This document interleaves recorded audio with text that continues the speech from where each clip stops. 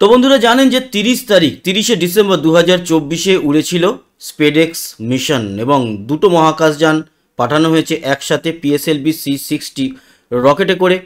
এবং আজ 7ই জানুয়ারি সেই স্পেস ডকিং এক্সপেরিমেন্ট ছিল, আজকে হয়নি, 9 তারিখে হবে। আর গতকাল জানিয়েছিলাম যে বরবটির বীজ থেকে চারাগাছ জন্মেছে মহাকাশে। এই অসাধারণ কৃতিত্ব করে দেখিয়েছে আমাদের ভারতের গর্বের ইসরো এবং তার বিজ্ঞানীরা। আজ একটি ভিডিও, শুধু একটি নয়, দুটি ভিডিও আজ ইসরোর তরফ থেকে প্রকাশ পেয়েছে। একটিতে টাইম ল্যাপসের মাধ্যমে দেখা যাচ্ছে সেই বীজ থেকে কিভাবে গাছ আস্তে আস্তে করে বেরিয়ে এলো, সে অসাধারণ দৃশ্য। এবং আরও একটি ভিডিওতে দেখা যাচ্ছে যে এই যে মহাকাশযান দুটি, তার মধ্যে একটি তো চেজার আর আরেকটি হচ্ছে টার্গেট। এই যে চারাগাছ জন্মেছে সেটা চেজারের মধ্যে, আর টার্গেট যেটা, তার মধ্যে একটা রোবোটিক আর্ম রয়েছে। অনেকটা আন্তর্জাতিক মহাকাশ স্টেশনে যেরকম কানাড্রাম হেল্প হয়, তাতে কানাড্রাম কি করে, কানাড্রাম এইভাবে ঘুরে কোন একটা জিনিসকে ধরে ডকিং করানোর সময় কাজে লাগে। এই রোবোটিক আর্মের একটা টেস্ট কিন্তু সফলভাবে ইসরো মহাকাশে করে ফেলেছে।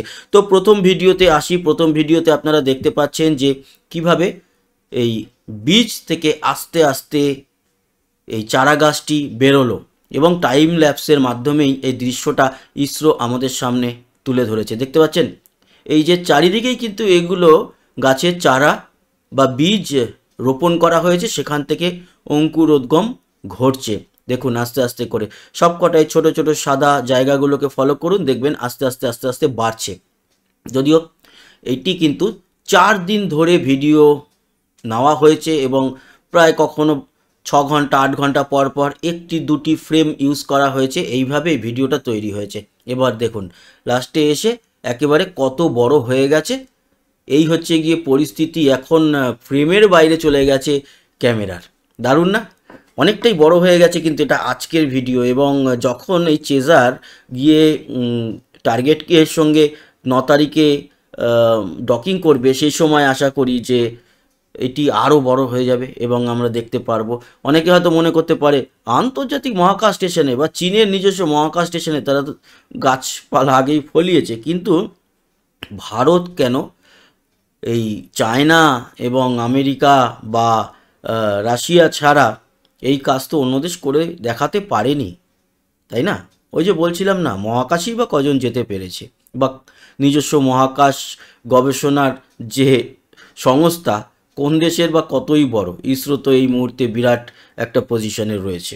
এনিওয়ে অনেক দেশের তো নিজস্ব রকেটই নেই, নিজস্ব স্যাটেলাইটও বানাতে পারে না। যাই হোক, আমরা নিজস্ব স্যাটেলাইট যেরকম বানিয়ে মহাকাশে পাঠাচ্ছি, সেরকম মহাকাশে কিন্তু এবার চারা গাছ আমরা বড় করে দেখিয়ে দিলাম। অসাধারণ কৃতিত্ব। যেটা বলছিলাম যে রোবোটিক আর্ম, সেটারও সফলভাবে একটা পরীক্ষা হয়ে গেছে। সেই পরীক্ষার এই video, debris capture robotic arm DCRM এবং DCRA। এবং এই যে দেখতে পাচ্ছেন এই হচ্ছে আর্মটি, এই আর্মটি কিন্তু ডকিংয়ের সময় প্রচণ্ড কাজে দেবে এবং এর দ্বারাই চেজারকে নিয়ে এসে টার্গেট, এটি টার্গেট মহাকাশযানের মধ্যে রয়েছে, এই টার্গেট কিন্তু যুক্ত হয়ে যাবে। তো এই ছিল ছোট্টর উপরে দুটো ভিডিও এবং আলোচনা। 9 তারিখে তো এই বিষয়ে আমরা অবশ্যই আসছি, তার কারণ হচ্ছে 9 তারিখে ডকিং হবে। এখনও অবধি যা টাইম আমরা পেয়েছি, মোটামুটি সকালের ওই 9টা-10টার মধ্যেই ঘটনাটা হয়তো ঘটতে চলেছে। আগামীকাল একটা ইনফরমেশান তাও দিয়ে দেবো এক্স্যাক্ট টাইমের। সবাই ভালো থাকবেন, সুস্থ থাকবেন, আবার দেখা হবে। টাটা।